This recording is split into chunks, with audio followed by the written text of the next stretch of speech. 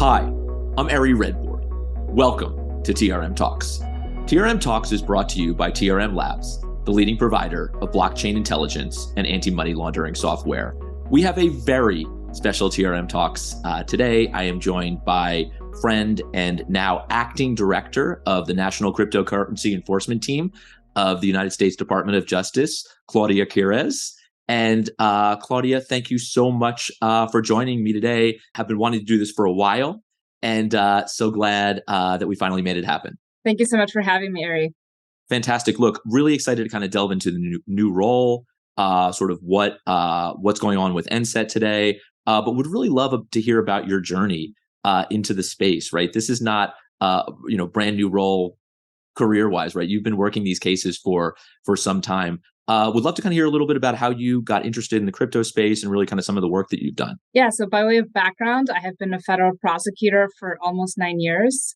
My home district is the Northern District of California U.S. Attorney's Office in San Francisco. I've investigated and prosecuted a wide range of offenses, organized crime, white-collar offenses, securities, financial fraud, computer intrusions, and of course, now money laundering, digital assets, and related offenses. I'm very fortunate that the Northern District of California has been at the forefront of handling some of the most significant cases involving cryptocurrency for years. And so in 2019, my office recognized the need for a digital currency coordinator for the district, and I was tapped for that role. So I dove right in and recognizing the need for a focus initiative in this area. I just, started doing research, teaching myself the technology, and I developed and implemented a digital currency program for the district.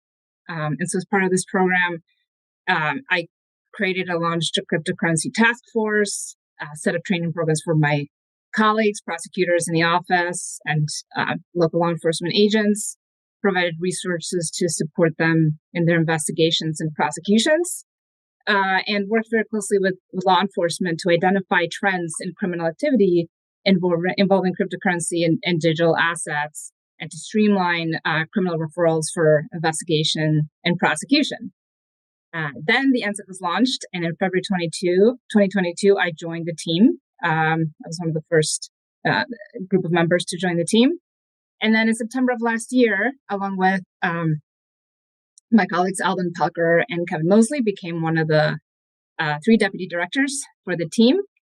And then recently, with the departure of our former director, Young Choi, I became the acting director of the NCET a few weeks ago.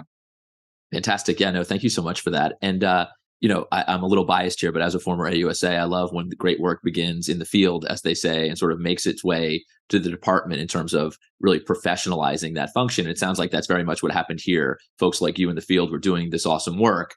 And then it's like sort of we need a function like this sort of nationally at the department level, and it moved towards that. It's really a cool story. Going back a little bit in that bio to maybe some of that time, really starting out with these cases and then building them and building that expertise. Can you talk about sort of a couple of the seminal cases maybe that really, I think, helped you really learn and understand the space? Yeah, so Ari, let me just preface this answer by saying that I have found no other area to be as engaging and rewarding as the evolving technical, legal, and regulatory landscape involving blockchain technology and digital assets. Every case and investigation has been unique and challenging, and has inspired me to continue my work in this space. Unfortunately, my experience has been very broad.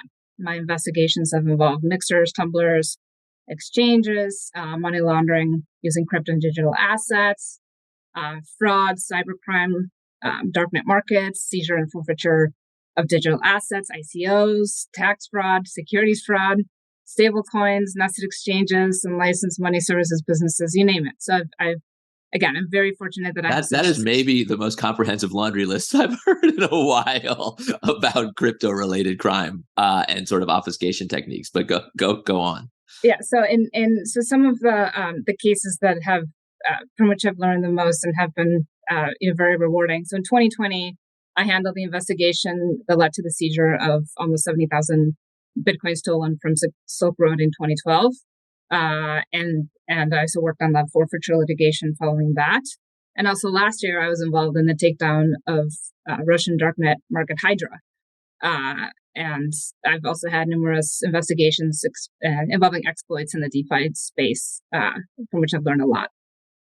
It's fantastic. I mean, look, I think there's very debate on sort of regulatory and policy issues within the sort of crypto space, but I think anyone who's trying to build a new financial system understands that you have to take out players like that, the Hydras, the Silk Roads of the world, and it's such important work. And I think it's really important now that we have this function within DOJ that's sort of focused on that. So to that end, in this new role, maybe talk a little bit about, quite frankly, like stepping in here, how you see the role, how you see, potential impact, and then how you're thinking about the National Cryptocurrency Enforcement Team today. Yeah, so I'm following the leadership of our former director, Anya Choi, who did really an extraordinary job leading the team to where it is now today. The NCET's creation essentially formalized and prioritized the department's focus on responding to the public safety threats posed by cryptocurrency and digital assets.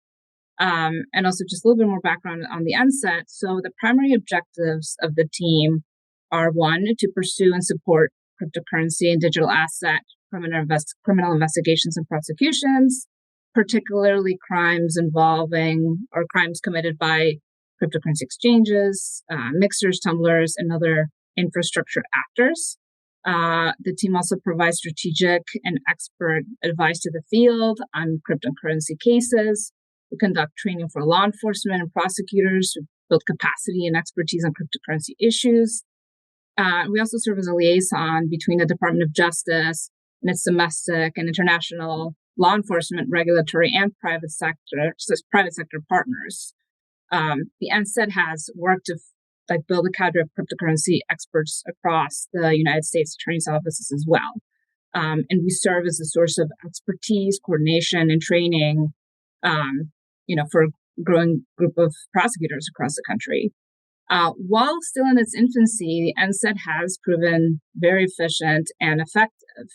And so as a director, I oversee the team is composed of over 20 detailees. We have attorneys detailed from United States Attorney's offices from around the country, MLARS, the Money Laundering and Asset Recovery section, CSIPs, the Computer Crime and Intellectual Property section. We have detailees from the Fraud section and the Criminal Division, from the National Security Division, and the SEC. So the team is composed of a group of truly extraordinary and experienced lawyers handling complex and sophisticated investigations and drawing on their own backgrounds and experiences and expertise to pursue these cases and investigations. So the role of the NCET director is to lead the efforts in this evolving and highly technical area, both by serving as a manager and supervisor for the members of the NCET, but also providing advice and support to the divisions and departments' leadership on all issues involving digital assets. And so as director, I provide guidance and set priorities for the team, responsible for, again, identifying areas of increased investigative and prosecutorial focus, continuing to lead the capacity building and training for the department and the greater law enforcement community. And again, really playing a primary role in setting the department's priorities and strategies as they pertain to cryptocurrency and digital assets issues. Fantastic. As part of that explanation, you mentioned CSIPs. As part of the announcement, really just a few weeks ago, that announced your new role as acting director, the announcement was also that the NCET, again, the National Cryptocurrency Enforcement Team, was going to be merged into CSIPs, which is the computer crime section of the department. Would you talk a little bit about sort of what that merger, so to speak, means for NCET, means for CSIPs, means for sort of the broader sort of cryptocurrency criminal enforcement environment? Yeah, of course. And let me just start out by saying that this is a very positive development. Very excited about this. By way of background, on July 20th, the department announced that the NCET would be merged into CSIPs, creating a single office, consolidating the criminal division's expertise in all aspects of our work to combat cybercrime and crimes involving cryptocurrency and digital assets.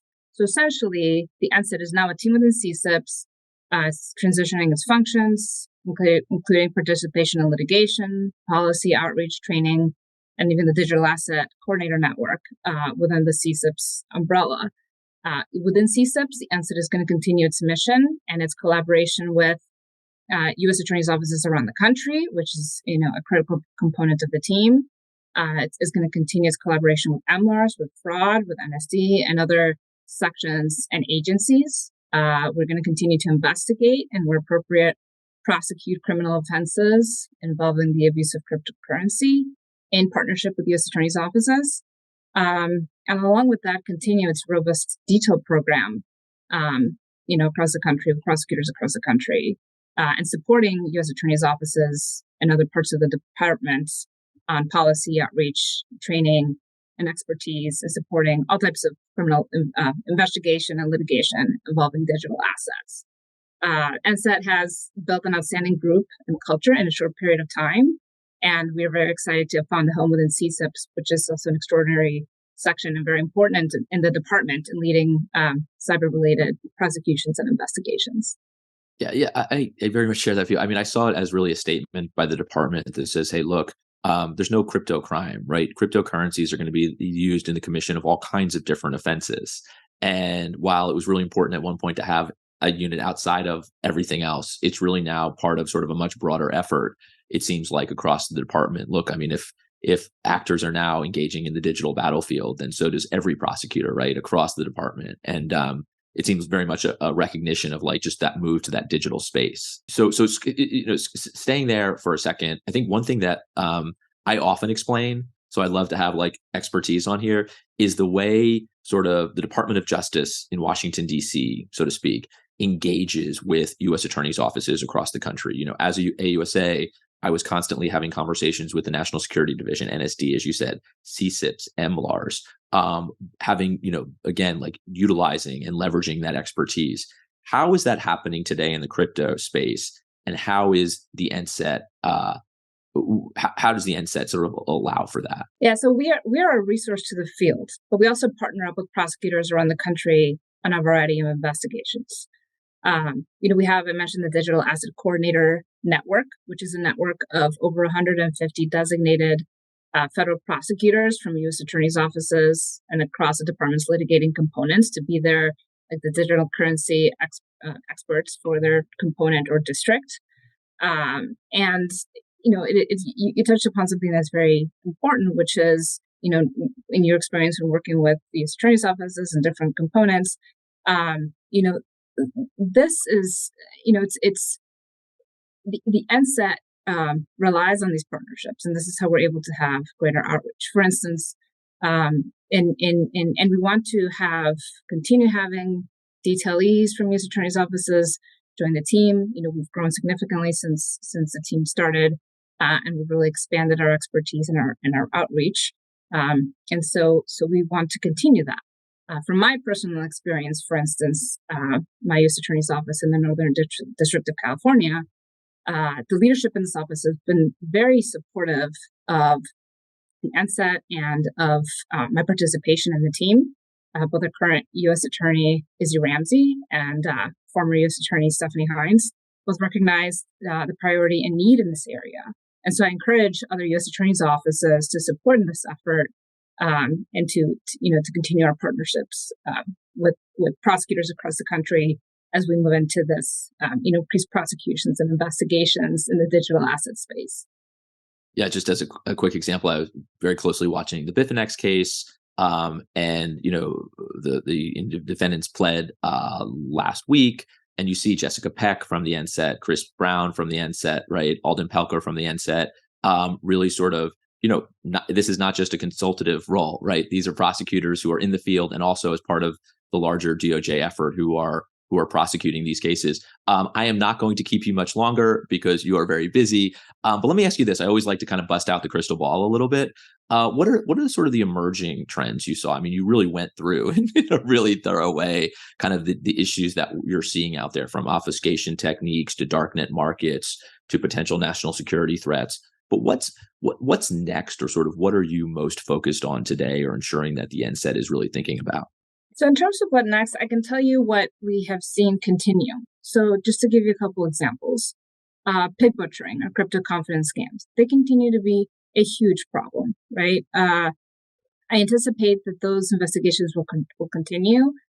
We have several members of our team have really been leading the effort. Georgie McDonald, in collaboration with others, I mean, they've just done an extraordinary job in training prosecutors, training law enforcement agents to teach them how to investigate and prosecute these cases, and really work to try to give funds back to victims.